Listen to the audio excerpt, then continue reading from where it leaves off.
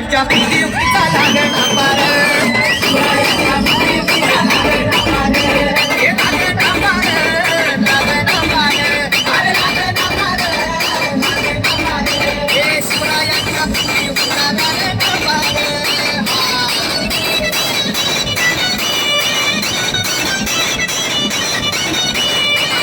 हो काही सांगता नाही. अरे मग काय गड्या हो यो बसला हाय ना गणित येडा पांडून आलंय मुघलांनी नजर वाकडी मग राजानं काय केलं ऐकलं राजांनी आता युगत